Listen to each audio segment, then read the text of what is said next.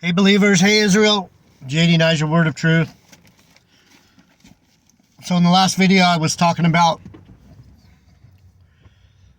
we have no idea what the time frames are.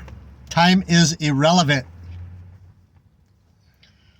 I'm not going to make this a long one, I'm going to make it short. So if you go to the book of Ecclesiastes,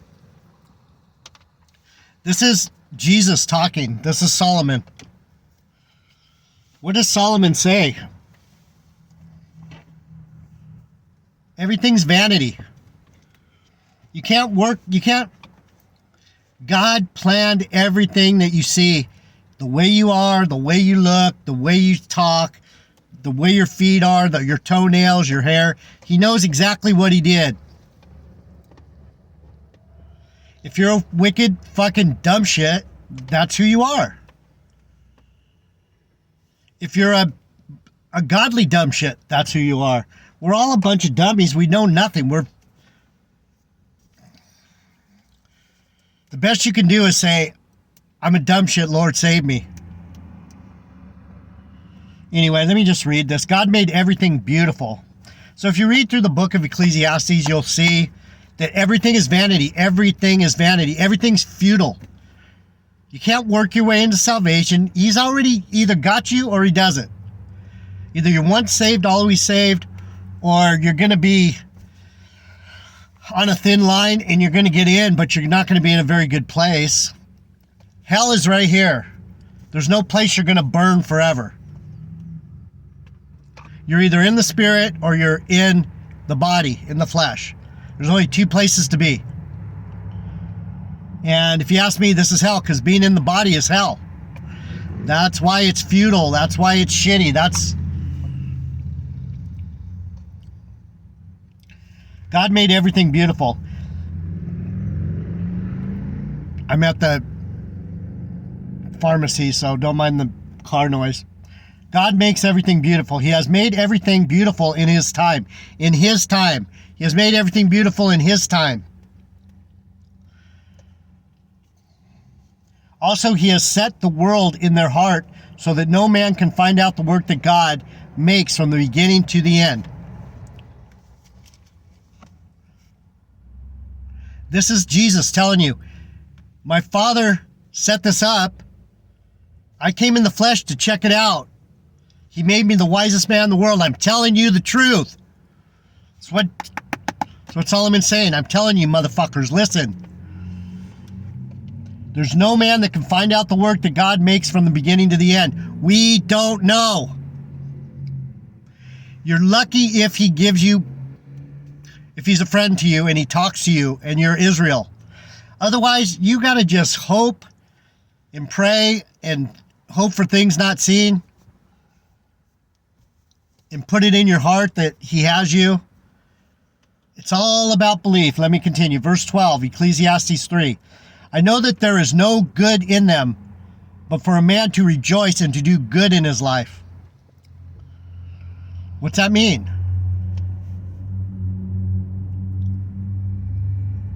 Be good to people.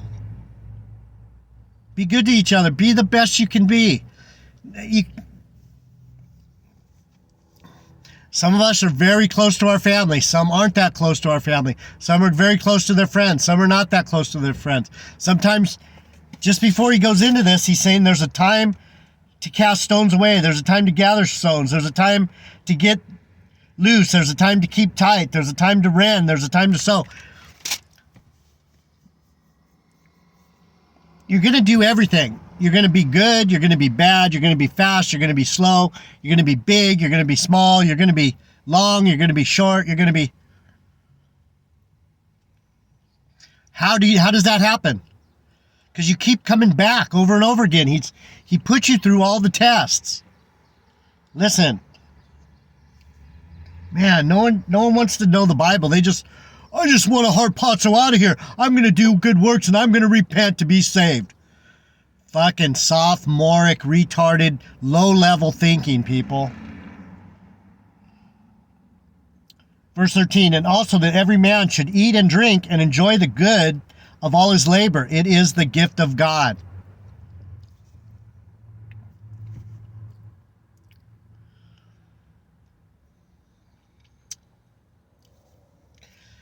Enjoy the goodness that's here. Enjoy being kind. Enjoy loving each other. Be humble. Be happy. Be joyful. Eat what you're going to eat. Drink what you're going to drink. Make yourself is the way you want yourself to be. If you want to be a big fat ass like Matt and think that you're King David, good for you. But staying in reality is more important. Is the reality that it's good for you to be a fat ass on dialysis? No, that's a bad thing. Is it good that you're all up on drugs and abusing yourself and other people? No, it's not good. I've done it.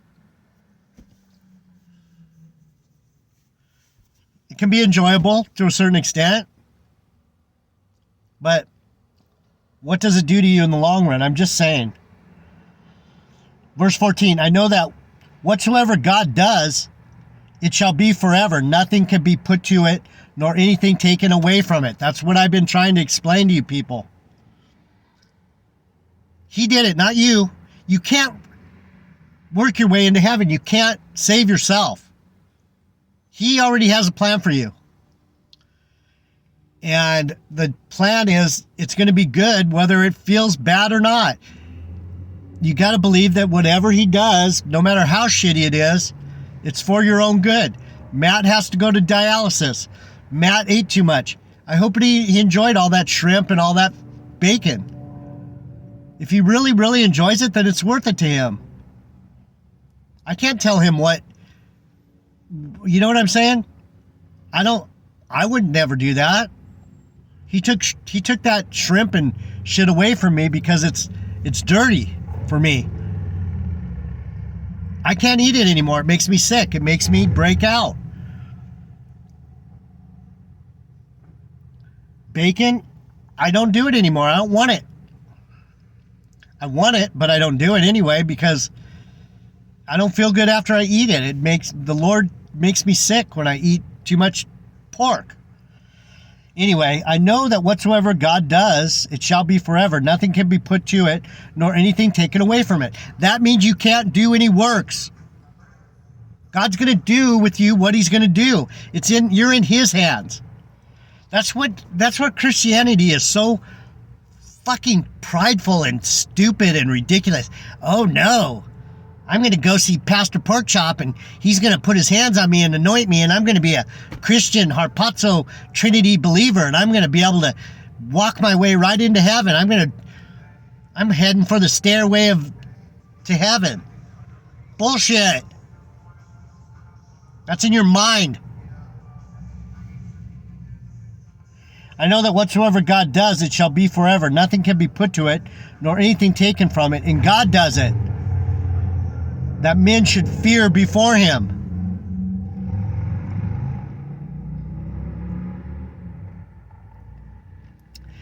That which has been is now. I try and explain this to you people. To be a higher man, to be a Irie Bingy man, to be a man of the Most High, a higher being, a divine being, you have to understand that you're under his command. He's the king of the divine beings and you're one of the princes. That means you're under his rule.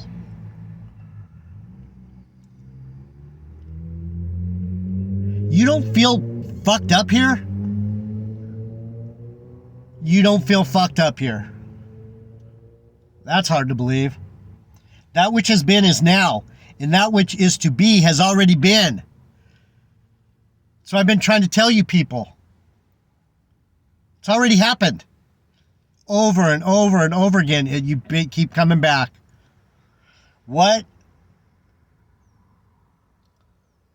that which is has already been, and God requires that which is past.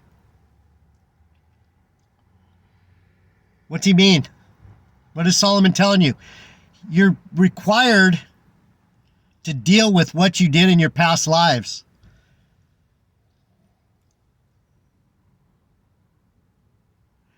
What am I dealing with? I was Adonijah. I tried to wrestle the kingdom from Solomon.